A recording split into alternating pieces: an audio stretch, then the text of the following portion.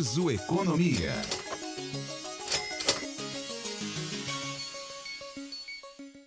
Olá, bem-vindo ao nosso Niso Economia. Douglas Vale por aqui. Nós recebemos mais uma vez, como sempre, nosso parceiro aqui para falar um pouquinho sobre economia sem o chamado economês, o professor Renato Vaz Garcia, ele que é mestre em ciências econômicas, é coordenador do curso de ciências econômicas e vai falar um pouquinho, vamos tentar explicar um pouquinho sobre cesta básica aqui em Sorocaba, o laboratório de CSA da Uniso. O professor Renato Vaz Garcia vai explicar um pouquinho o que é o laboratório de CSA da Uniso, divulga mensalmente o preço médio da cesta básica em Sorocaba, essa pesquisa que é feita aqui pela Universidade de Sorocaba. E a gente vai falar um pouquinho também sobre a influência da inflação nesta cesta básica e tudo mais. Professor, mais uma vez, obrigado por estar junto com a gente aqui. Bem-vindo mais uma vez. Já vou começar perguntando o que é o laboratório de CSA da Uniso. Sim, bacana. Olá a todos aí, muito obrigado, Douglas, pela oportunidade de sempre aí. Bom, o laboratório de CSA é um laboratório já formado há muito tempo, né? Começou lá com o pessoal de economia, de ciências econômicas, aí ele começou a ficar um pouco maior e aí começou a abarcar atividades de outros cursos, né? Dos cursos de CSA da área de negócios. Então tem lá algumas atividades na área de comércio exterior, de ciências contábeis, administração de empresas, economia e agora entrou o curso de relações internacionais também dentro do CSA de negócios. E dentro dessa estrutura do laboratório, a gente procura promover as pesquisas acadêmicas, né? Entre os alunos, entre os professores. Então, os alunos eles procuram a gente para ser orientados em relação a alguma atividade. Eu tenho interesse em, por exemplo, estudar Bolsa de Valores. Só que Bolsa de Valores é um assunto que às vezes o aluno vai ver mais para o final do curso. Mas antes, né, de chegar nesse assunto na grade convencional dele, a gente pode fazer uma pesquisa, pode fazer um boletim, uma nota técnica, às vezes até um projeto de iniciação científica. Então dá para a gente já começar a trabalhar alguns assuntos que o aluno tenha interesse, o que é muito positivo, porque daí tem uma proatividade bem grande do aluno, né, que é uma coisa de interesse dele. E um dos trabalhos mais importantes que a gente faz, isso desde 1995, é o cálculo da cesta básica sorocabana, né? O cálculo a pesquisa da cesta básica, ela está dentro do laboratório de CSA. Hoje, como pesquisador ali responsável da cesta, a gente tem o professor Marcos Canhada. Nós temos um estagiário também, o Lucas, que faz todo o trabalho de coleta, o trabalho de cálculo. É uma pesquisa que teve como parâmetro o cálculo de cesta básica que o DIEESE faz na cidade de São Paulo e a nível nacional também, o DIEESE faz isso agora. E aí a gente pega um conjunto de produtos, né, dessa cesta e vai fazendo acompanhamento semana a semana de como é que tá subindo ou tá caindo, como é que tá a evolução desses preços periodicamente. A gente pega os principais supermercados e hipermercados de Sorocaba e aí a gente faz esse levantamento, faz uma ponderação, né? Então, por exemplo, tem uma lista lá de alguns produtos, eu não me recordo exatamente o número agora, mas são muitos produtos que a gente pega. E aí tem uma ponderação de acordo mais ou menos com o que a gente consome, né? Com o percentual de consumo do brasileiro. E aí a gente vai fazendo esse cálculo ponderado para se chegar ao valor total da cesta básica, né? É parecido com o índice de inflação. Só que no nosso caso a gente só pega produtos, por isso que a gente considera a cesta básica, né? A gente não considera serviços, por exemplo, para daí ser considerado como um índice de inflação. E vale o destaque, o professor Renato Vaz comentou agora sobre a cesta básica, essa pesquisa que está no ar, vamos dizer assim, desde 1995, e ela é a principal pesquisa de cesta básica utilizada por 99,9% dos veículos de comunicação. Então, você ouviu uma pesquisa na TV X, na Rádio Y ou no Jornal H, é a pesquisa que é desenvolvida aqui pela Universidade de Sorocaba, um trabalho muito bacana, por sinal, e de uma credibilidade ímpar, porque todos os veículos utilizam. Agora, professor, vindo diretamente para a pesquisa do mês de outubro, ela aponta que o alho, e é um produto que, obviamente, ele já tem um preço agregado um pouco mais alto, mas ele teve uma variação bem importante. Entre outubro de 2023 e outubro de 2024, ele teve aí uma variação de 49,75%, uma alta ele partiu de 5,89 em outubro de 23 para 8,82 em outubro de 24. Eu estou falando de um produto que ele tem já um valor agregado alto, como eu disse, mas não é um produto que a gente imagina que vai ter uma variação tão grande assim de preço de um ano para o outro. Teve uma variação bem grande, né, professor? Não, bem grande. E esses produtos alimentícios, principalmente agrícolas, eles têm uma influência muito grande de clima, né? E o clima, como a gente está passando por uma série de mudanças climáticas no mundo inteiro, qualquer quebra de safra, qualquer problema que aconteça na safra do maior produtor mundial vai acabar afetando, né? Mesmo que às vezes o maior produtor mundial é a China e eu não consumo alho da China. Mas se falta alho chinês, o alho que você consome vai ser mais desejado. Outros países, outras empresas, outros consumidores vão querer comprar o alho que você consome. Então a tendência é o preço subir. Quanto menor a oferta, maior tem. E a demanda, né, desse produto geralmente é estável, a demanda não tem grandes oscilações. Já a oferta é que diz muito sobre o preço. Então, se você tem, por exemplo, você pega o caso do alho que você comentou, esse aumento foi realmente bem significativo. Mas nos últimos meses, por exemplo, no último mês, né, por exemplo, a cebola foi um dos produtos que também teve a maior queda. Então, se você tem uma oferta que às vezes tem uma super safra, uma oferta não esperada, também isso vai mexer com o preço. Se você tem uma quebra de safra, isso vai jogar o preço para cima. Então, é muito característico de movimento da oferta essas mudanças de preço. Movimento de mercado mesmo. Movimento de mercado. E eu acho que assim, é o mais fácil da gente... É o setor, a análise mais fácil que a gente faz do comportamento de oferta e demanda, assim, mais tranquilo da gente entender a oferta e demanda dos produtos, porque o dinamismo dos preços, ele funciona muito, porque principalmente esses produtos agrícolas, quando daí você tem essas mudanças de oferta e demanda, o preço responde na hora. Alguns outros produtos, o preço demora para ter a variação, ou às vezes nem tem, né? A empresa consegue absorver uma parte, às vezes, de aumento de preços com ela, né? De custos para ela. Mas nesses casos de produtos alimentícios, a mudança na oferta prejudica muito. E também tem a questão, às vezes, de alguns problemas de guerra que influenciam, né? A gente teve problemas associados a fertilizantes, por exemplo, que é uma matéria-prima fundamental para vários produtos na época da guerra da Ucrânia. Inclusive, né, é engraçado, como a gente tem uma base de dados muito grande, a gente consegue fazer muitas comparações anuais, né? Então, no boletim, por exemplo, de outubro, a gente vê que no primeiro semestre, geralmente, tem uma tendência de leve alta na sexta. Logo depois que começa o segundo semestre, tem uma tendência de queda. E o ano passado teve uma queda muito grande, né? Esse ano a queda foi muito suave, muito suave. Inclusive já voltou a subir de novo. Então a cesta básica esse ano ela está realmente bem mais cara do que o ano passado, né? A nossa cesta básica em relação ao mês passado, inclusive.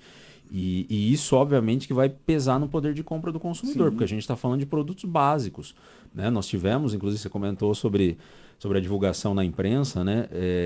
A imprensa divulgou, né? A TV divulgou a pesquisa nossa semana passada ou retrasada, não me recordo agora, e estava falando uma reportagem sobre a carne, né? A carne de primeira, a carne de segunda foram os produtos que mais subiram em outubro em relação a setembro. E aí teve aumentos acima de 10% em alguns mercados e tal. E como é um produto de quase primeira necessidade ali, isso impacta muito na renda do brasileiro, né? Olha, aqui com relação à carne, vamos pensar um pouquinho nesse parâmetro. A carne. E aí eu estou utilizando aqui a pesquisa, o comparativo de outubro de 23, então o intervalo de um ano, outubro de 23, outubro de 24. A carne de primeira, segundo a pesquisa aqui, ela apresentava em outubro de 23 R$ 36,39 o quilo. Para 2024, R$ 41,15. Foi uma alta de 13,8%. E o que me chamou a atenção também, além do alho, foi a batata. Então, para quem gosta daquela batata frita, a batata frita, ela apresentou uma alta grande, 42,86% nesse intervalo de um ano. Eu senti isso no final de semana. Eu fui ao supermercado, tinha um encontro com familiares, e eu falei, poxa, eu vou fazer uma batata, aquela famosa batata rústica, vou pegar as batatas. E a batata estava R$ 13 o quilo. Um absurdo, assim. Obviamente, a gente... Sim, sim. O preço muito alto para gente que já pagou R$ 2,99, no máximo aí R$ 3, ainda neste ano, R$ 13 o quilo. E às vezes, quando você tem problemas de safra, além do preço subir, os produtos que estão disponíveis, às vezes eles estão numa qualidade pior, né? Numa qualidade inferior. Então, esses movimentos assim são bem impactantes no preço. A gente viu ao longo dos últimos anos, inclusive, isso é uma situação que não normalizou ainda, o caso do azeite, né? O caso dos derivados da azeitona, a própria azeitona mesmo, por problemas de safra lá na região ibérica, na Europa, e isso impactou o azeite no mundo inteiro. A gente não vê esse preço normalizar mais, né? Já virou um novo normal, como dizia na época da pandemia. A gente tem azeite lá na casa dos R$ 40 quando tá lá mais em conta o preço. E tem alguns produtos que realmente a gente está vendo bastante dificuldade em retomar o preço. Você pega derivados do leite mesmo, laranja. Laranja é um produto que, assim, pelo cultivo dela, ela sofre muita influência de praga, né? Tem muitos problemas associados ao cultivo. Outro produto realmente que deu para notar uma alta. Subiu muito. E a gente está tendo muitos problemas nos Estados Unidos em relação a alguns problemas de safra lá, de praga. Aqui no Brasil também a gente teve problemas na região ali central do estado de São Paulo. E aí não, é uma coisa que aparentemente ainda não se resolveu. E aí a oferta com um percentual mais baixo ali vai impactar no preço maior mesmo, né? E esse impacto a gente sente numa forma geral. Por exemplo, a cesta básica em Sorocaba, que estava com uma variação de 2,17, isso obviamente é relacionado à inflação, hoje está ainda com essa variação de 2,14. Mas como o senhor disse, houve uma leve queda em alguns meses. No mês de fevereiro ficou em 0,78. Já em março, uma queda de 1,2%. Só que aí, em março, 1,2%, voltou a subir e teve uma queda leve em julho e agosto. Setembro e outubro já começou a apresentar alta de novo. E aí, isso tudo traz essa influência da inflação. Queria falar um pouquinho também em relação a essa questão da inflação. Eu peguei alguns dados aqui, professor, rapidinho, numa pesquisa bem rápida, porque a inflação... A previsão do mercado financeiro é que a gente ficasse aí no parâmetro de 4 alguma coisa. Para esse mês de outubro, se não me falha a memória, e eu usando esse parâmetro de outubro, porque novembro ainda não fechou o mês, foi de 4,62. Uma previsão, segundo o IBGE, é para que em 2024, deixa eu ver se eu estou achando aqui, 2024 todo, o índice acumulado nos 12 meses seja de 4,76. Uma variação que a olho nu, para quem não entende, parece pouco, mas isso no mercado é uma representação muito grande, né? Sim. E assim, inflação é um assunto importante a gente discutir, porque muitas vezes a dona de casa daí vai no mercado e fala, a inflação não pode ser só de 4,5%, né? Os produtos que eu consumo tá subindo muito mais do que isso. Tá 42% da batata? Exatamente, então, esse é o ponto, porque na realidade, porque o que é o índice de inflação? O índice de inflação pensa como se fosse uma caixa. Aí dentro dessa caixa você vai colocando uma série de produtos ali. E aí, qual que é o preço total dessa caixa? Essa caixa custa 100. Então a partir de agora eu vou começar a avaliar a evolução do preço dessa caixa ao longo dos meses. Se essa caixa custava 100 esse mês e 110 no mês seguinte, eu tive uma inflação de 10%. Né? O preço dessa caixa subiu 10%. E a inflação é como se cada um de nós tivéssemos uma caixa diferente. O que você, Douglas, consome é diferente do que eu consumo, é diferente do que cada um consome. Dentro da nossa caixa tem coisas diferentes. Então pode ser que a minha caixa tenha subido 10, a sua subido 30, a outra caído 10. Então varia muito conforme a cesta de produtos que a gente consome. O que o IBGE faz no cálculo da inflação oficial do Brasil, que é o IPCA? Ele considera mais ou menos o que o brasileiro médio consome. Então ele faz uma pesquisa nas regiões metropolitanas para ver o comportamento dos produtos que, em média, o brasileiro mais consome. E é uma lista imensa de produtos lá, cada um tem lá a sua ponderação e realmente tem resultados muito, assim, que chamam muita atenção, tanto de alta quanto de queda. Sim. Mas na média, a evolução vai dar mais ou menos lá nos últimos 12 meses de 4,4, 4,5.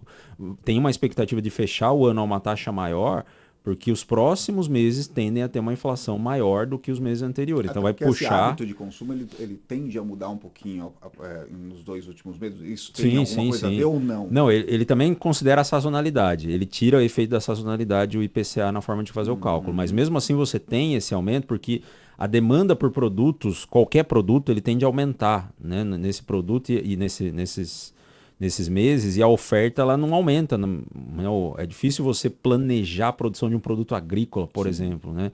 A demanda ela vai aumentar, mas não necessariamente a oferta você consegue se preparar adequadamente. Aí vai ter esse problema de inflação mais alta. Então, realmente, é como se cada um de nós tivesse uma taxa de inflação e a partir do momento que essa inflação nossa realmente está... a gente tem um regime que a gente chama, chamado regime de meta de inflação, que o governo tem que o Banco Central, no caso, ele tem que chegar numa inflação de 3%. Essa é a meta.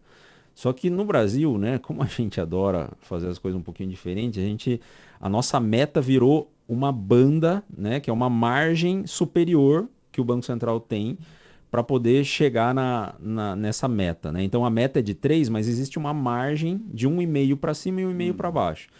Essa margem de 1,5 para cima daria 4,5%. Espera-se alguns institutos e tal, casas de análise já esperam que seja mais do que 4,5%, né, a inflação.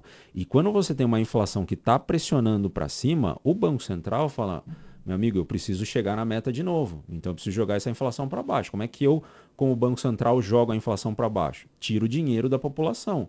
Como é que eu tiro dinheiro da população? Eu subo a taxa de juros. E aí tem menos dinheiro em circulação, o preço do dinheiro fica mais caro. E aí as pessoas pegam menos empréstimo, menos financiamento, tem menos dinheiro circulando. E aí a demanda cai. A hora que a demanda cai, a inflação diminui. Mas a que preço? A um preço de uma taxa de juros mais alta. Então, quando você tem uma perspectiva de inflação batendo no teto da meta que a gente fala, né, que é no limite superior da meta, é bem provável que o Banco Central vá aplicar uma política de juros mais alta para jogar esses juros para baixo. E juros mais altos, crescimento menor poder de compra e assim vai. Né? Meu Deus, e não tem como, né?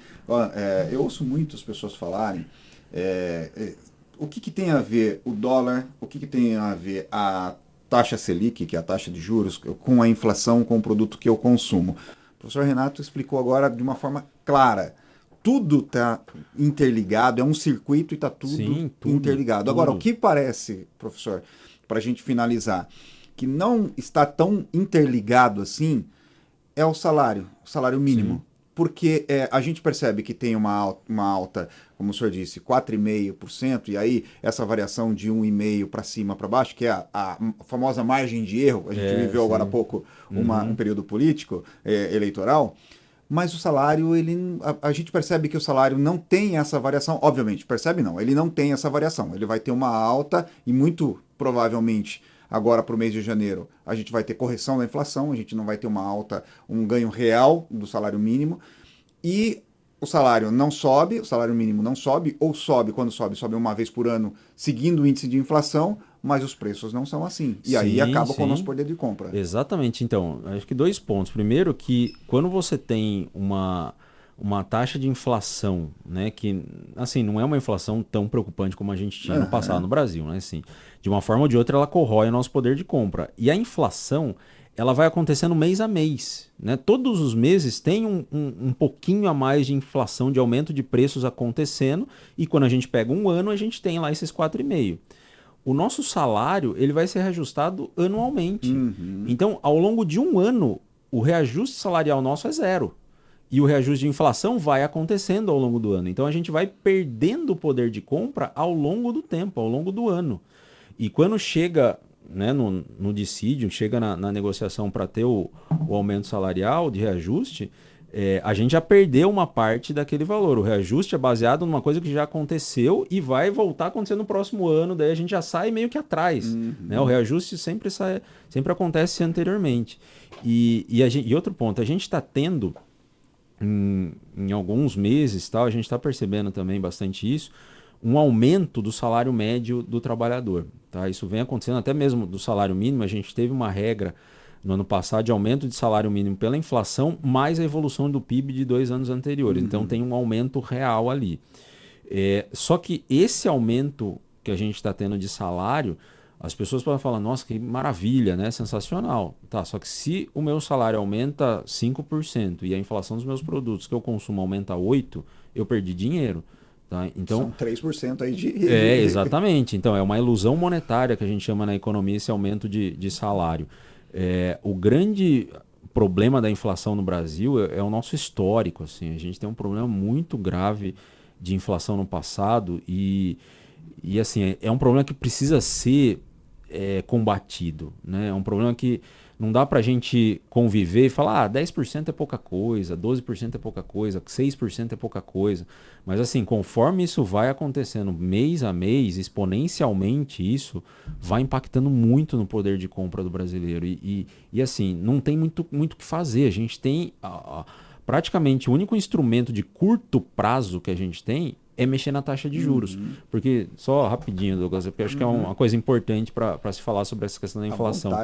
A gente falou sobre a questão agrícola, né, que é a oferta que diz muito sobre o preço. No caso dos produtos industriais, para os manufaturados, é oferta e demanda. Né? Então, tanto a demanda quanto a oferta, se elas não estão calibradas, você vai ter variação de preço. Né? Se a demanda estiver maior do que a oferta, o preço sobe. Se a oferta estiver maior que a demanda, o preço cai. Então a tendência é o preço ficar mudando conforme a oferta e demanda. Quando você tem uma inflação de bens industriais e serviços, a inflação do setor de serviços está muito alta, né? Restaurantes, transportes, isso está bem mais alto do que o de produtos. É bem sinal de que essa demanda está muito mais alta do que a oferta. Qual seria uma solução de curto prazo? Jogar essa demanda para baixo. E aí é que entra a taxa Selic. O Banco Central vai lá, sobe os juros, demanda se ajusta. Uma solução de médio e longo prazo seria jogar essa oferta para cima. Né? Porque daí você mantém uma demanda alta, gerando um crescimento econômico e joga a oferta para cima para calibrar e evitar que os preços subam. Só que jogar essa oferta para cima é complexo, porque você precisa mexer com toda a estrutura produtiva de um país. E isso envolve desde mercado de trabalho, isso envolve disponibilidade de tecnologia, de produtos, de importação, de exportação, de dólar. Né? Então é uma questão muito mais complexa afetar a oferta.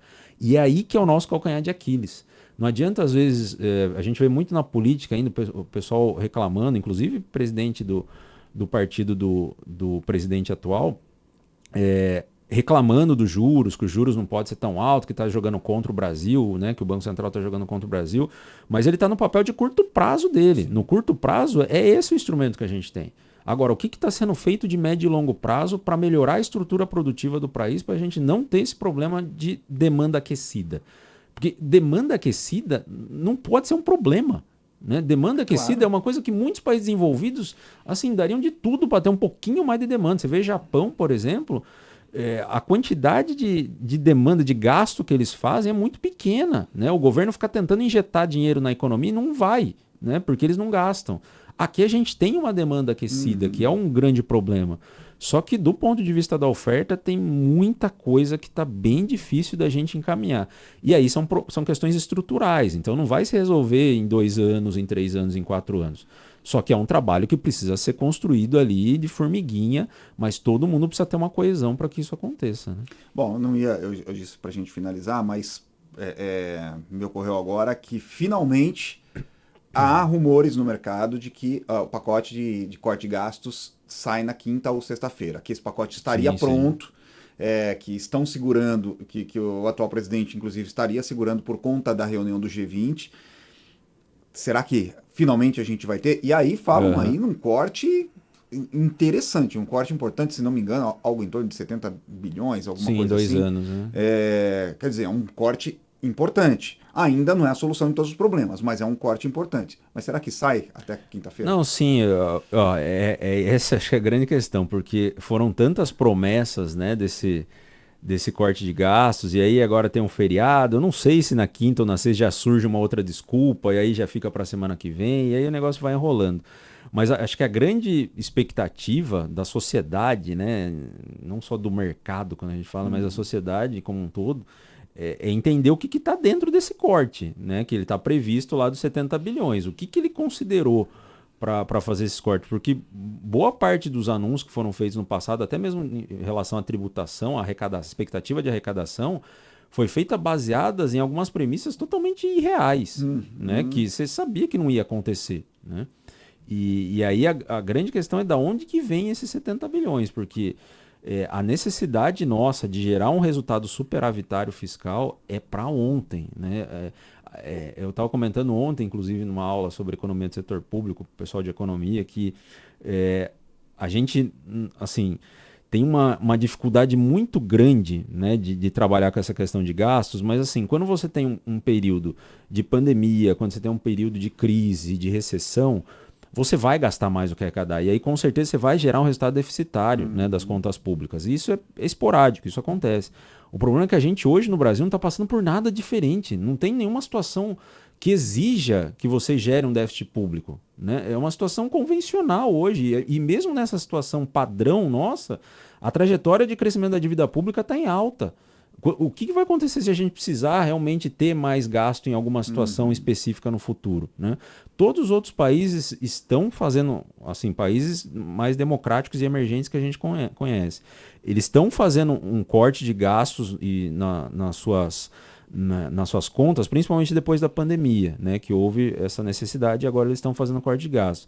Alguns deles já estão, inclusive, reduzindo juros. Países envolvidos estão reduzindo juros. A gente está tendo que aumentar juros, porque, de um lado, o governo vai jogando dinheiro na sociedade via gasto público. Do outro, o Banco Central fala, meu amigo, esse gasto público está gerando demanda demais. Vou ter que cortar, vou ter que subir juros para tirar essa demanda. De um lado o governo coloca e do outro lado o governo tem que tirar, porque o Banco Central é o governo. É o famoso morde-a-sopra. Então, é uma situação que é difícil da gente lidar de uma forma mais consciente, né? Mas temos esperança, né? A esperança, que a gente tem que ter esperança. Professor Renato Vaz Garcia, mais uma vez, obrigado por estar junto com a gente. Contatos? renato.garcia@prof.niso.br ou no Instagram, no Twitter, estou por lá também. Maravilha! Próxima semana a gente está de volta com mais Uniso Economia aqui e você pode mandar suas perguntas lá no @radioniso, @labicom também. Pode mandar suas perguntas aqui, a gente vai trazendo para o professor Renato Vaz Garcia. Uma ótima semana e vamos continuar falando de economia sem o famoso economês aqui no Uniso Economia. Uniso Economia.